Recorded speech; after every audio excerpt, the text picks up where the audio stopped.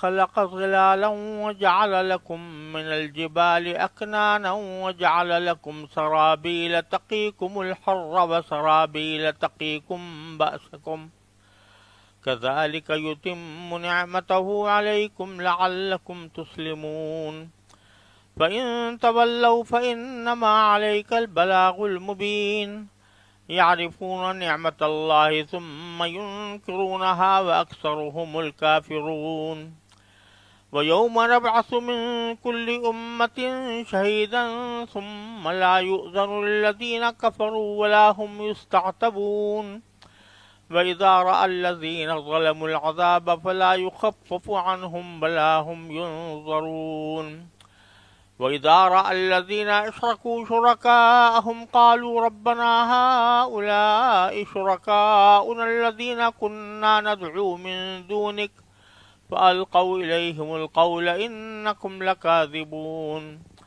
وألقوا إلى الله يومئذ السلم وضل عنهم ما كانوا يفترون الذين كفروا وصدوا عن سبيل الله زدناهم عذابا فوق العذاب بما كانوا يفسدون ويوم نبعث في كل أمة شهيدا عليهم من أنفسهم وجئنا بك شهيدا على هؤلاء ونزلنا عليك الكتاب تبيانا لكل شيء وهدى ورحمة وبشرى للمسلمين.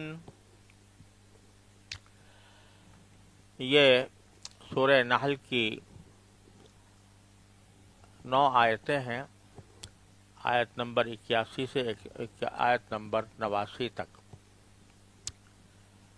اس سے پہلے بھی قرآن مجید میں اللہ تعالیٰ ان نعمتوں کا ذکر فرما رہے ہیں جو اللہ تبارک و تعالیٰ نے انسانوں کے لیے اس کائنات میں پیدا کی ہیں. ان کا پیچھے ذکر تفصیل کے ساتھ آتا رہا ہے. اب خاص طور پر اہل عرب کو مد نظر رکھتے ہوئے جو خصوصی نعمتیں اللہ تبارک و تعالیٰ نے ان کے لیے پیدا کی تھیں ان کا خصوصی ذکر آ رہا ہے. تو فرمایا واللہ جعل لکم مما خلق ظلالا، اللہ نے ہی اپنی پیدا کی ہوئی چیزوں سے تمہارے لیے سائے پیدا کیے. عرب کی سرزمین انتہائی گرم ہے اور اس میں گرمی بعض اوقات ناقابل برداشت ہو جاتی ہے. تو اللہ تبارک و تعالیٰ فرما رہے ہیں کہ ہم نے تمہارے لیے سائے پیدا کیے ہیں، درختوں کے سائے، عمارتوں کے سائے. یہ ہم نے پیدا کیے ہیں تاکہ تم اس کے ذریعے گرمی کی شدت سے اپنے آپ کو بچا سکو. پہلے بھی سایوں کا ذکر آیا ہے آیت سجدہ میں، اور اس میں اللہ تبارک و تعالی نے فرمایا کہ یہ سایہ جو ہے یہ ہماری خصوصی تخلیق ہے، اور اس سائے کا فائدہ ایک تو تمہیں یہ ہوتا ہے کہ گرمی سے تمہیں پناہ ملتی ہے، اور دوسرے یہ سائے در حقیقت اللہ تبارک و تعالیٰ کو سجدے کرتے ہیں. اس کا ذکر پہلے آ چکا ہے.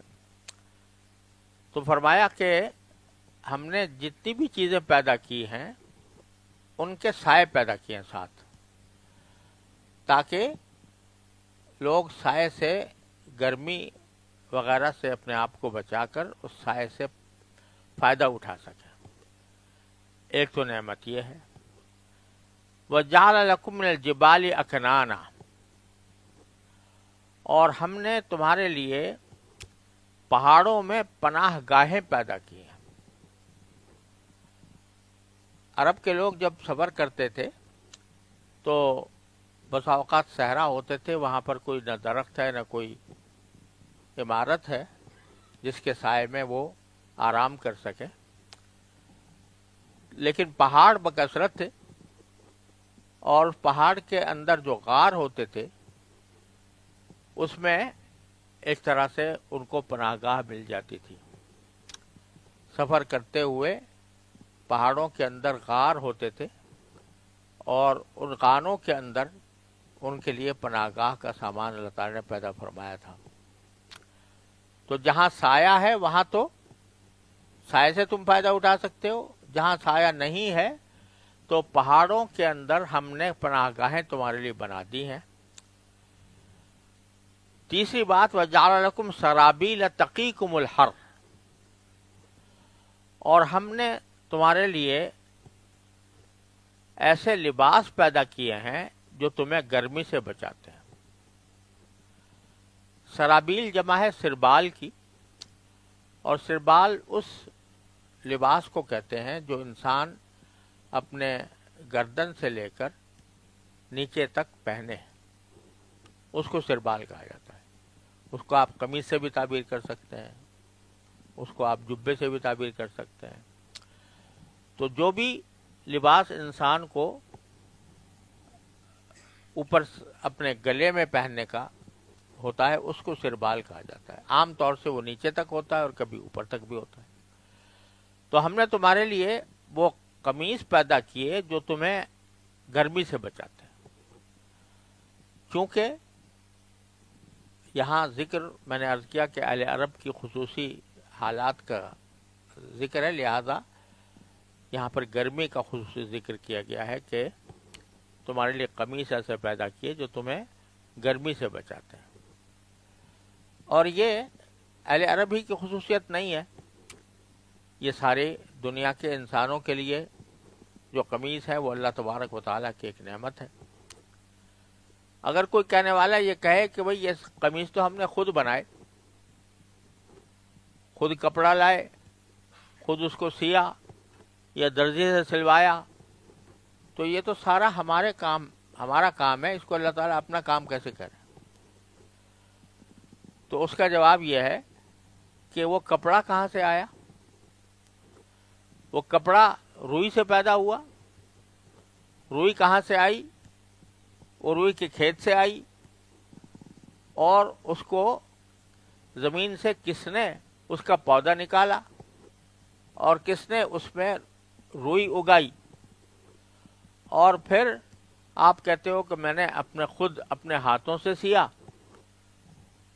یا میں نے درزی سے سلوایا. تو درزی کے پاس وہ سوئی کہاں سے آئی اور دھاگا کہاں سے آیا، اور سوئی دھاگا آ گیا تو پھر اس سوئی دھاگے سے کپڑا بنانے کا ہنر یہ کہاں سے آیا؟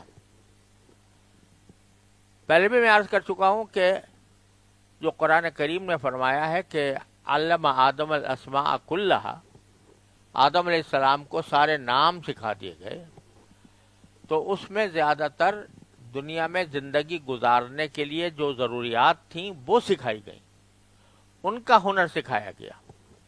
اس لیے کہا گیا ہے کہ حضرت آدم علیہ السلام اور حضرت شیس علیہ السلام یہ دونوں پیغمبر یہ آباد کاری کے پیغمبر تھے. دنیا آباد کرنی تھی، دنیا کی ضروریات مہیا کرنی تھی، تو ان کو دنیا کی ضروریات مہیا کرنے کے لیے بھیجا گیا تھا. اور ساتھ ساتھ ظاہر ہے کہ جو دین حق ہے اس کو بھی اس کی تعلیم کے لیے بھیجا گیا تھا. لیکن ان کا زیادہ تر کام یہ تھا کہ وہ لوگوں کو دنیا میں رہنے کے ضروریات کو سمجھائیں اور سکھائیں.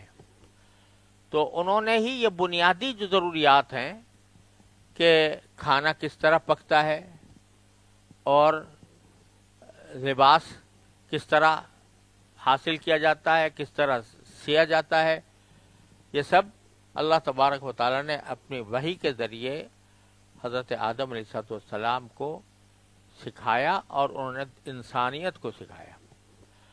تو اس ہر ہنر کا جو بنیادی منبع ہے وہ اللہ جل جلالہ کی تعلیم و تربیت ہے، جو آپ نے اپنے انبیاء کرام کے ذریعے جو آباد کاری کے پیغمبر تھے ان کے ذریعے کرائی. آج کوئی تاریخ یہ بتا نہیں سکتا تاریخ میں کہ کپڑا سب سے پہلے کس طرح پیدا ہوا. یا سوئی کس طرح بنی، یہ اس کی کوئی تاریخ بتائے تو کوئی بتا نہیں سکتا. تو لہٰذا یہ اگرچہ ہم روز استعمال کرتے ہیں، کپڑے پہنتے ہیں، لیکن کبھی اس طرف دھیان نہیں جاتا کہ یہ اللہ جل جلالہ کی عطا ہے. نبی کریم سرورت عالم صلی اللہ علیہ وسلم نے اسی لیے ہر مسلمان کو یہ سکھایا کہ جب تم کوئی کپڑا پہنو تو یہ کہو کہ الحمدللہ الذی کسانی ھذا، شکر ہے اس اللہ کا جس نے مجھے لباس پہنایا. پہنانے کی نسبت اللہ تعالیٰ کی طرف کر. ہم لوگ واسطوں میں الجھ جاتے ہیں، اور ان واسطوں میں الجھ کر جو اصل خالق کائنات ہے اور اس کے انعامات ہیں اس کو بھولے رہتے ہیں، اس میں غفلت میں مبتلا رہتے ہیں. تو قرآن اسی طرف متوجہ کرتا ہے کہ ان واسطوں کو چھوڑو، یہ دیکھو کہ کہاں سے یہ ہر چیز کی اصل کہاں سے آ رہی ہے.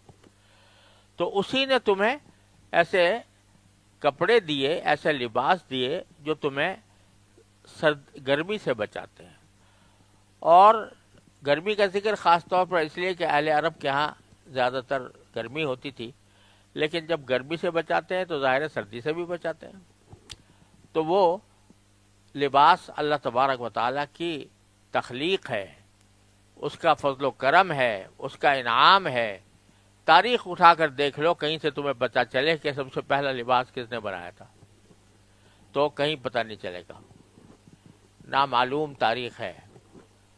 صرف قرآن ہی بتاتا ہے کہ ہم نے آدم علیہ السلام کو تمام اسماء سکھائے تھے، اس میں یہ بات بھی تھی. اور کسی نے یہ بات کہی ہے اور بڑی بظاہر درست بھی ہے کہ ساری جتنی بھی ایجادات دنیا میں ہوئی ہیں اس کی اصل پہیہ ہے. پہیے کے ذریعے ساری ایجادات پیدا ہوئی ہیں. اس سے موٹر بنی، اس سے گاڑی بنی، اس سے ریل بنی، اس سے ہوائی جہاز بنا، اس سے سبھی کچھ پہیے سے. اور جتنے بھی انجن ہوتے ہیں وہ بھی پہیے سے چلتے ہیں. تو پہیہ سب سے بنیادی، جس نے پہیہ ایجاد کیا اس نے گویا ساری ایجادات کا اصل موجد وہ ہے. اور پہیہ جو ہے وہ حضرت آدم علیہ السلام کی ایجاد ہے. لہذا ساری ایجادات کا منبع آدم علیہ السلام. واللہ سبحانہ وتعالی.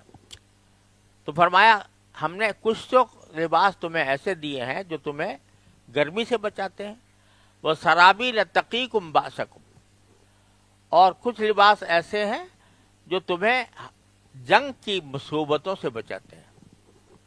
اس سے مراد زرے ہیں. پہلے زمانے میں یہ جب لوگ تلواروں سے لڑائی ہوتی تھی تو زرہ پہنتے تھے، لوہے کی زرہ، اور وہ بعض اوقات پورے لوہے کی ہوتی تھی اور بعض اوقات وہ ایک زنجیر کی شکل میں سارا بنا ہوا ہوتا تھا.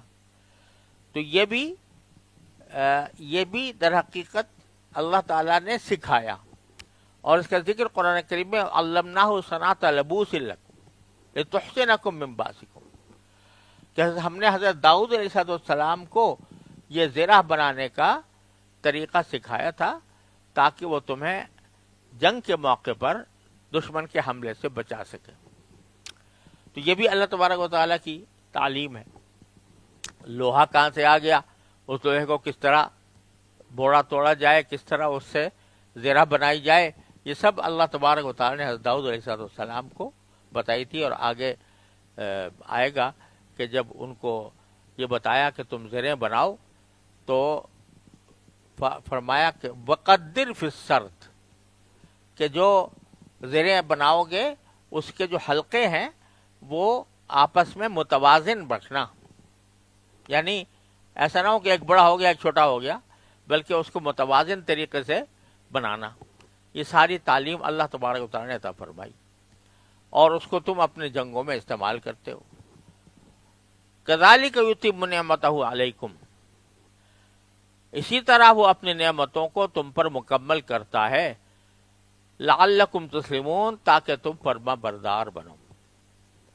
فرما بردار بننے کے لیے انسان کو یہ سوچتے رہنا چاہیے کہ جو چیزیں میں استعمال کر رہا ہوں ان کی اصل کہاں سے آ رہی ہے، کس نے پیدا کی ہے اور کس نے مجھ تک پہنچائی ہے. یہ آدمی سوچتا رہے تو اللہ جل جلالہ سے تعلق مضبوط ہوگا تو انسان فرما بردار بنے گا اللہ تبارک و تعالیٰ کا اور اس کے احکام کی اطاعت کرے گا. اب نبی کریم صلی اللہ علیہ وسلم سے خطاب ہے فَإِن تَوَلَّوْا، اس کے باوجود اگر یہ لوگ منہ پھیریں، حق بات کو ماننے سے انکار کریں، فَإِنَّمَا عَلَيْكَ الْبَلَاغُ الْمُبِينُ، تو تمہاری ذمہ داری صرف اتنی ہے کہ واضح طریقے پر پیغام پہنچا دو. لہذا آپ اس پر غمگین نہ ہوں کہ یہ لوگ منہ موڑ کر جا رہے ہیں، کیونکہ آپ کی جو ذمہ داری ہے وہ آپ نے پوری کر دی کہ پیغام ہمارا ان تک پہنچا دیا. ان کا حال تو یہ ہے یعرفون نعمت اللہ کی نعمت کو جانتے پہچانتے ہیں، ثم ینکرونہا، پھر ان کا انکار بھی کرتے ہیں کہ ظاہر ہے ان چیزوں کا خالق سوائے اللہ تعالیٰ کے کوئی اور ہے نہیں، اور یہ ان کا انکار کر کے اپنے بتوں کی طرف اس کو منسوب کر دیتے ہیں. وَأَكْثَرُهُمُ الْكَافِرُونَ، ان میں سے اکثر کافر ہیں. اب ان کا انجام آگے بیان فرمایا وَيَوْمَ نَبْعَثُ مِنْ كُلِّ أُمَّةٍ شَهِيدًا، اور اس دن کو یاد رکھو جب ہم ہر ایک امت میں سے ایک گواہ کھڑا کریں گے. مراد اس سے ہے انبیاء علیہ السلام. جتنی انبیاء آئے ہیں ان کی امتیں آئی ہیں، تو ان کے نبی آخرت میں اللہ تبارک و تعالیٰ کے سامنے گواہی دیں گے کہ میں نے آپ کا پیغام ان سب تک پہنچایا تھا، ان میں سے فلاں نے مانا فلاں نے نہیں مانا. ہر امت سے ہم ایک گواہ پیدا کریں گے. ثم لا یؤذن للذین کفروا، جب وہ گواہی دیں گے پیغمبر کہ یہ ان کو میں نے پیغام پہنچایا تھا، انہوں نے میری بات مانی نہیں، تو اب کافروں کو اس کا جواب دینے کی اجازت نہیں دی جائے گی. یعنی اب ان کا وقت ختم ہو گیا، لہذا ان سے یہ کہنا کہ بھئی تم بتاؤ تمہارا کیا موقف ہے، یہ ان کو اجازت نہیں جائے گی کہ ان سے پوچھا جائے. وَلَا هُمْ يُسْتَعْتَبُونَ، اور نہ ان سے یہ فرمائش کی جائے گی کہ وہ توبہ کریں. توبہ کا دروازہ تو ان کی مرنے کے وقت ہی بند ہو گیا. ساری زندگی ان کو ملی تھی توبہ کرنے کے لیے. اولم نعمرکم ما یتذکر فیہ من تذکر وجاءکم النذیر، کیا ہم نے تمہیں اتنی لمبی عمر نہیں دی تھی کہ اگر کوئی نصیحت حاصل کرنے والا نصیحت حاصل کرتا تو کر لیتا، اور تمہارے پاس ڈرانے والے بھی آئے تھے انبیاء کرام، اس وقت تم نے توبہ نہیں کی، تو اب تم سے کوئی توبہ کی فرمائش بھی نہیں کی جائے گی کہ اب توبہ کر لو، کیونکہ توبہ کا دروازہ بند ہو چکا. اللہ بچائے. وَإِذَا رَأَى الَّذِينَ ظَلَمُوا الْعَذَابَ، اور جب یہ ظالم لوگ عذاب کو آنکھوں سے دیکھ لیں گے، فَلَا يُخَفَّفُ عَنْهُمْ وَلَا هُمْ يُنظَرُونَ، تو ان سے اس عذاب کو نہ ہلکا کیا جائے گا اور نہ ان کو مہلت دی جائے گی. اب اس وقت اللہ تبارک و تعالیٰ ایک اور بات آگے منظر کھینچ رہے ہیں اس وقت کا، کہ اس وقت اللہ تبارک و تعالیٰ جن جن لوگوں کی یا جن جن چیزوں کی یہ لوگ اللہ کو چھوڑ کر عبادت کرتے تھے، ان کو وہاں سب کو جمع کر لیا جائے گا. پتھر کے بت ہیں جن کی عبادت کرتے ہیں، وہ بھی آ جائیں گے اللہ تعالیٰ کے حکم سے، اور جن انسانوں کی عبادت کرتے تھے وہ بھی، ان کو بھی بلا لیا جائے گا، اور جن شیاطین یا جنات کی عبادت کرتے تھے ان کو بھی بلا لیا جائے گا. تو اللہ تعالیٰ فرماتے ہیں کہ جب یہ مشرکین دیکھیں گے اپنے گھڑے ہوئے شریکوں کو، جن کو اپنے گھڑ کر انہوں نے اللہ کے شریک بنا رکھا تھا، ان کو وہاں پر دیکھیں گے تو کہیں گے کہ ربنا ہؤلاء شرکاؤنا الذین کنا ندعو من دونک. صاف صاف اللہ تعالیٰ کے سامنے یہ اقرار کریں گے کہ اے ہمارے پروردگار، یہ ہیں ہمارے بنائے ہوئے وہ شریک جن کو ہم آپ کو چھوڑ کر پکارا کرتے تھے. یعنی اعتراف کر لیں گے کہ ہم نے ان کی عبادت کی تھی. شاید یہ امید ہو اس وقت بھی یہ امید لگی ہوئی ہو کہ یہ شرکا جن کو ہم شرکا کہہ رہے ہیں، ہو سکتا ہے کہ یہ ہماری کچھ سفارش کر دیں یا ہمیں عذاب سے نجات دلا دیں. فَأَلْقَوْا إِلَيْهِمُ الْقَوْلَ، تو جتنی چیزوں کو یا جتنے لوگوں کو یہ شریک قرار دیتے تھے، وہ ان پر بات پھینک ماریں گے کہ انکم لکاذبون، کہ تم سب جھوٹے ہو. یعنی وہ ان کی تائید کرنے کے بجائے ان کو کہیں گے کہ تم جھوٹے ہو. یعنی ایسا نہیں ہے کہ ہم نے تم سے کہا ہو کہ تم ہماری عبادت کرو، نہ ہم نے تم سے کہا لہذا تم جو کر رہے تھے تم اپنی مرضی سے کر رہے تھے، اور تم حقیقت میں اللہ تبارک و تعالیٰ کی عبادت کو چھوڑ کر ہماری جو عبادت کر رہے تھے، یہ سب جو ہے یہ باطل بات تھی، تو یہ سب جھوٹے ہیں. وَأَلْقَوْا إِلَى اللَّهِ يَوْمَئِذٍ السَّلَامَ، اور اب یہ مشرکین اس دن اللہ تبارک و تعالیٰ کے سامنے فرما برداری کے بول بولنے لگیں گے کہ اللہ بس اب ہم آپ کے فرما بردار ہیں، غلطی ہو گئی ہم سے، اور اب بات ثابت ہو گئی کہ یہ شرکا آپ نے ہمارے سامنے لا کر رکھ بھی دیے، انہوں نے ہماری تردید بھی کر دی، تو اب ہمارے پاس کوئی اور بات نہیں، اب ہم آپ کے فرما بردار بنیں گے. فَأَلْقَوْا إِلَى اللَّهِ يَوْمَئِذٍ السَّلَامَ، اللہ کے سامنے فرما برداری کے بول بولیں گے. وَضَلَّ عَنْهُمْ مَا كَانُوا يَفْتَرُونَ، اور جو بہتان وہ باندھا کرتے تھے کہ فلاں فلاں اللہ کی خدائی میں شریک ہے، اس کا انہیں کوئی سراغ نہیں ملے گا. الذین کفروا وصدوا عن سبیل اللہ، جن لوگوں نے کفر اپنا لیا تھا، وصدوا عن سبیل اللہ، اور صرف خود بھی کافر تھے اور دوسروں کو بھی اللہ کے راستے سے روکتے تھے. زدناہم عذابا فوق العذاب، ان کے عذاب پر ہم مزید عذاب کا اضافہ کریں گے، کرتے رہیں گے.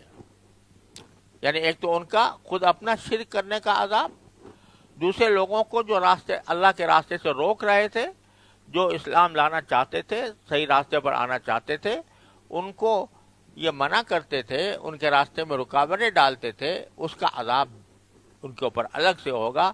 تو اس عذاب میں ہم مزید عذاب کا اضافہ کریں گے، بما کانوا یفسدون، کیونکہ وہ فساد مچایا کرتے تھے. وَيَوْمَ نَبْعَثُ فِي كُلِّ أُمَّةٍ شَهِيدًا عَلَيْهِمْ مِنْ أَنفُسِهِمْ، اور اس دن کو یاد کرو، وہ دن بھی یاد رکھو جب ہم ہر امت میں ایک گواہ انہی میں سے کھڑا کریں گے. اب یہ جو فرمایا دوبارہ کہ ہم انہی میں سے پیدا کریں گے، اس کا ایک مطلب تو وہ ہے جو پہلے بھی آیت میں گزرا کہ انبیاء کرام گواہی دیں گے ان کے خلاف، اور دوسرا مطلب بعض حضرات مفسرین نے یہ بتایا کہ خود ان کے اندر سے، ان کے اعضاء و جوارح سے گواہی ملے گی ان کے شرک کی. کیونکہ دوسری جگہ قرآن کریم میں آیا کہ یوم تشہد علیہم ارجلہم ایدیہم وارجلہم، ہاتھ پاؤں بھی گواہی دیں گے ان کے خلاف.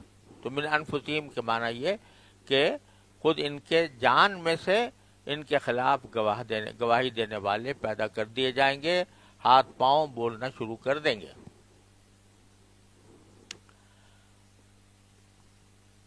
اور ہاتھ پاؤں بولنا شروع کر دیں گے تو حضرت تھانوی قدس اللہ تعالیٰ سرہ سے کسی نے پوچھا کہ حضرت یہ ہاتھ پاؤں جو ہے یہ کیسے بول لیں گے، ان میں زبان تو ہے نہیں. تو آپ نے فرمایا زبان بغیر زبان کے کیسے بولتی ہے، یعنی بولنے کے لیے زبان ہونا کوئی ضروری نہیں ہے. زبان بھی اس طرح بولتی ہے کہ اللہ نے اس میں بولنے کی طاقت پیدا کر دی. تو اللہ تعالیٰ اگر زبان میں بولنے کی طاقت پیدا فرما سکتے ہیں تو ہاتھ میں پیدا کر دیں. اگر آپ کہیں کہ بھئی ہر چیز کے لیے زبان ضروری ہے تو زبان کی کوئی زبان بھی چاہیے. تو اس لیے یہ خیال بالکل باطل ہے. اللہ تبارک و تعالیٰ اگر ہاتھ پاؤں میں بولنے کی صلاحیت پیدا کر دے تو اس پر قادر ہے. تو ان کے اندر سے بھی ہم گواہ لائیں گے. وجینا بک شہیدا علی ہؤلاء. اور نبی کریم صلی اللہ علیہ وسلم کا خطاب ہے کہ ہم تمہیں ان لوگوں کے خلاف گواہی دینے کے لیے لائیں گے. یعنی جو مشرکین عرب ہیں ان کے خلاف گواہی دینے کے لیے ہم آپ کو لے کر آئیں گے. اور اس لیے لے کر آئیں گے آپ کو کہ ونزلنا علیک الکتاب تبیانا لکل شیء، کہ ہم نے آپ کے اوپر یہ کتاب نازل کی ہے تاکہ وہ ہر بات کھول کھول کر بیان کر دے. تبیانا لکل شیء، ہر بات کھول کھول کر بیان کر دے. اب یہاں یہ سوال کسی کے دل میں پیدا ہو سکتا ہے کہ ساری شریعت تو قرآن میں نہیں ہے. مثلا قرآن میں نماز کا ذکر ہے لیکن نماز کے پڑھنے کا طریقہ تو نہیں بتایا قرآن نے کہ کس طرح پڑھی جاتی ہے. اسی طرح زکوٰۃ کا بے شک ذکر ہے لیکن کس پر واجب ہوتی ہے، کتنی مقدار پر واجب ہوتی ہے، یہ تو قرآن میں نہیں ہے. تو تبیانا لکل شیء کیسے فرمایا گیا؟ تو اس کا جواب یہ ہے کہ اللہ تبارک و تعالی نے قرآن کریم میں سب کچھ بیان کر دیا. یعنی قرآن کریم کی نصوص کے علاوہ جن چیزوں سے شریعت کا استنباط کیا جاتا ہے ان کی حجیت قرآن کریم نے بیان کر دی. یعنی یہ فرما دیا کہ اطیعوا اللہ و اطیعوا الرسول، اللہ کی بھی اطاعت کرو، اللہ کے رسول کی بھی اطاعت کرو. تو جب اللہ کے رسول کی اطاعت کا حکم دے دیا تو رسول کریم صلی اللہ علیہ وسلم کے جتنے احکام ہیں وہ سارے اللہ تعالیٰ نے بیان فرما دیے. اللہ تبارک و تعالیٰ نے ہی یہ فرما دیا کہ ما آتاکم الرسول فخذوہ وما نہاکم عنہ فانتہوا. جو رسول تمہیں دے دے اس کو لے لو، جو رسول جس سے روک دے اس سے رک جاؤ. تو اب رسول کریم سرور عالم صلی اللہ علیہ وسلم کی تمام احادیث صحیحہ وہ تبیانا لکل شیء کے اندر آ گئی. تو یہاں سے رسول کریم سرور عالم صلی اللہ علیہ وسلم کی احادیث کے حجت ہونے کا ثبوت ملتا ہے. ورنہ کیسے کہا جائے گا تبیانا لکل شیء کہ قرآن جو ہے وہ ہر چیز بیان کرتا ہے؟ یہ کیسے کہہ سکتے ہیں جبکہ نماز تک کا طریقہ تو موجود نہیں ہے قرآن میں. تو پھر کیسے کہا جائے گا کہ ہر چیز کو ہم نے کھول کھول کے بیان کر دیا؟ وہ اسی وقت کہا جا سکتا ہے جبکہ آپ نے جو بنیادی مآخذ شریعت ہیں وہ بتا دیے. وہ کیا ہے کہ رسول کریم صلی اللہ علیہ وسلم کی سنت ہے، آپ کے اقوال و افعال ہیں، اور پھر آپ نے جن چیزوں کو شریعت کا ماخذ قرار دیا وہ سب بھی اس میں داخل ہو گئی. جیسے اجماع امت، اس کو قرآن کریم نے بھی ایک طرف اشارہ کیا ہے، دوسری طرف رسول کریم صلی اللہ علیہ وسلم نے یہ فرمایا کہ یہ امت ضلالت پر جمع نہیں ہو سکتی، لہذا اجماع کو بھی حجت قرار دے دی. اور خود قرآن کریم نے مختلف آیتوں میں اس بات کی طرف نشاندہی فرمائی ہے کہ بہت سی چیزیں قیاس سے ثابت ہوتی ہیں، اور خود رسول کریم صلی اللہ علیہ وسلم نے قیاس کا حکم دیا. اس لیے جو جتنے مآخذ شریعت ہیں وہ چاہے قرآن ہو، چاہے حدیث ہو، چاہے اجماع ہو، چاہے قیاس ہو، وہ سارا کا سارا تبیانا لکل شیء کے اندر داخل ہے. لہذا اس پر کوئی اشکال کی بات نہیں. تبیانا لکل شیء وہدی ورحمۃ، اور مسلمانوں کے لیے ہدایت، وبشریٰ للمسلمین، رحمت اور خوشخبری کا سامان ہو. اللہ تعالیٰ نے ایسی کتاب آپ پر نازل کر دی ہے، لہذا ان سب پر حجت تمام ہو گئی ہے. اب آخرت میں ان کے خلاف آپ کو گواہ کے طور پر پیش کیا جائے گا کہ ان لوگوں نے میری اس تعلیم کو نہیں مانا اور اپنے کفر پر ڈٹے رہے، لہذا ان کا وہ انجام ہوگا جو پیچھے بیان فرمایا گیا ہے. وصلی اللہ تعالی علی خیر خلقہ سیدنا محمد.